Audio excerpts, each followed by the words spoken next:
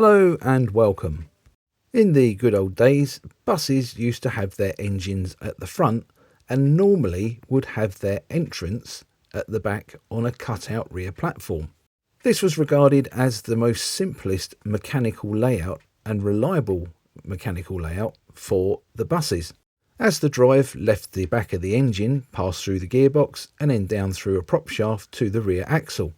There were no complicated angle drives or anything like that. It was all nice and simple. But in 1958, the Leyland Atlanean was launched, and all that changed. Now, there have been other buses in the past with engines in peculiar places. See London Transport AEC for example. But the Leyland Atlanean was really the first of what we now take for granted in double-decker design, having the engine at the rear and the entrance at the extreme front ahead of the front axle. Now, what you must remember is when the Leyland Atlanean was launched, there were no one-man operated double-decker buses, or indeed no one-person operated double-decker buses, as it wasn't legal until 1966. The original design and concept of the Leyland Atlanean was for the driver to supervise the loading of the platform. And this was the same reason that many of the later built front engine buses also had the doors at the front of the bodywork. Now, the only problem with sticking an engine transversely across the back of a chassis is how to get the drive to the rear axle. First of all, it will have to do a 180-degree turn through the gearbox and then a final 90-degree turn into the rear axle itself, and that is an awful lot of angle drives and things that can go wrong. But with no advantage of one-man or one-person operation at the moment, when the Atlanean first came out in the late 50s, it's fair to say it didn't actually enthrall everybody. As with most new designs, there were an awful lot of teething problems, and the reliability of these cutting-edge rear engine buses wasn't quite as good as that of the old original front engine buses that they were running alongside at the time. However, Leyland were on the ball and they were listening to the feedback, and they made tweaks and further modifications to the Atlanean and made it into one of the most reliable rear engine double-decker buses that was ever on the market. And the huge number of these buses built, not only for the UK but abroad too, is a testimony to that design. However, there were still rumblings that the engine at the front was the best place for it on a bus. Now, as I said earlier on, that in 1966, one-man operated double-decker buses became legal, and the Leyland Atlanean and the Daimler Fleetline, which had appeared in 1960 with the front platform directly opposite the driver, were a good place to start when it came to one-man operated double-decker buses. To make them suitable for one-man operation, a lot of the older Atlaneans and Fleetlines had quite a basic conversion. This would involve fitting a periscope mirror to the upper deck so the driver could see what was going on upstairs from the cab, fitting equipment to the cab such as a ticket machine and cash tray so that the driver could take fares and issue tickets, and finally some of the trade unions specified that the destination blinds must be able to be changed only from the cab, so the driver didn't have to get out. Now, as I mentioned before, there was a lot of argument about where the engine was best on a bus, and there was still a lot of front-engined and front-entrance double-decker buses in service. Some were only a few years old, and indeed the design would not really fade out for another few years. Some operators made very brave attempts to convert these half-cab front-engined front-loading buses into buses that were suitable for one-man operation. Companies such as Eastern National, who converted Bristol FLF type low deckers to one-man operation, and East Kent, who converted AEC Regents to one-man operation as well. However, it was never really satisfactory, as it resulted in the driver having to turn round in the cab to serve the passengers who were stood just literally behind his left-hand shoulder. And in a lot of cases, the trade unions weren't overly happy with this setup. And you have to remember at this point, the trade unions had an awful lot of sway with companies. And as a result, many of these buses could only work from certain garages or were only to be used at peak times, or in some cases off-peak times, or even only on schools or contract services. It was still quite restricting on their use though. And you can see a little bit of the frustration of the bus companies because they had brand new or fairly new buses that they wanted to convert for one-man operation and make them pay ineffectively, as at that time the passenger figures were starting to fall in rather a big way, and many of the bus companies in the UK were faced with an uncertain financial future. So therefore one-man operation was seen as a bit of a saviour and a shot in the arm for the bus industry. Oh, if only they knew. Enter into our story, Northern General Transport. They had a large operating area in the northeast of England that took in north of County Durham and Tyneside. And it was a company that wasn't afraid to experiment when it came to vehicles. Indeed, at one point the company had even produced its own vehicles, built in its own workshops. Indeed, they actually had the first 30-foot long two-axle bus in Britain at one point. When the Leyland National first came out, this too was plagued with problems with weight distribution and reliability. And again, Northern General took the bull by the horns and decided to rebuild one of its Leyland Nationals to help with this problem with the weight distribution and the reliability issues. And indeed, most of the elements of this rebuild were taken on by Leyland and used in the Phase 2 Leyland National programme. So I hope you can see by this somewhat long introduction that Northern General was a very forward-thinking operator that wasn't afraid to reach to the toolbox and get the spanners out.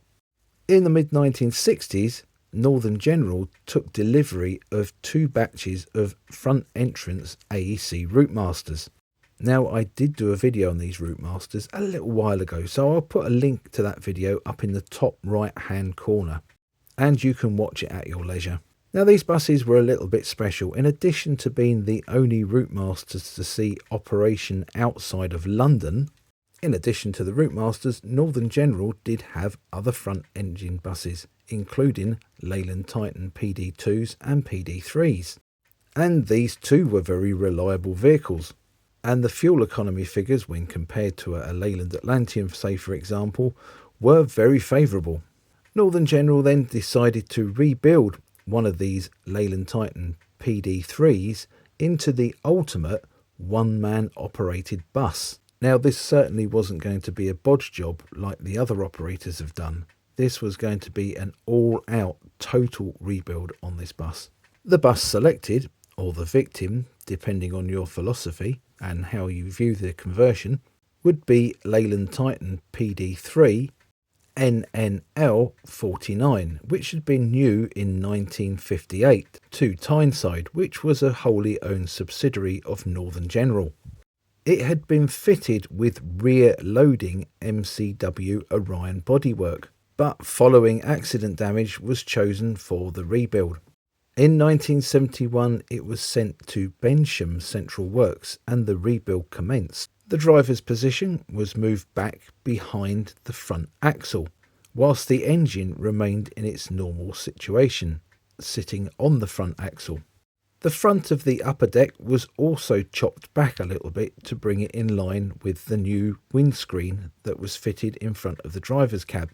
But this obviously left a little bit of a snout where the engine and radiator was, so they covered this with a Routemaster front end.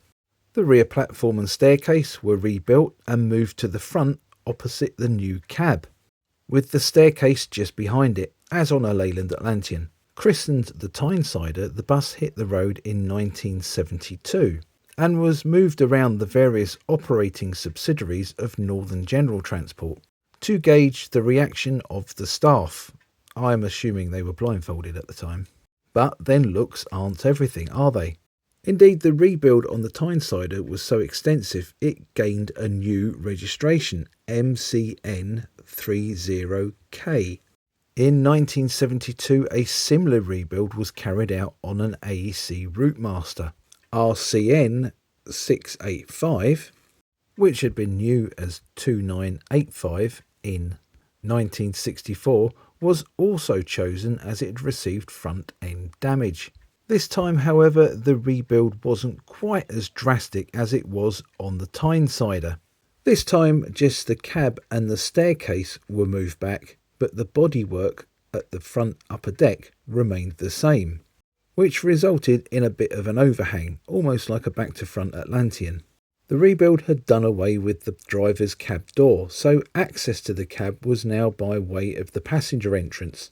This particular bus was christened the Wearsider and took to the road in September 1972.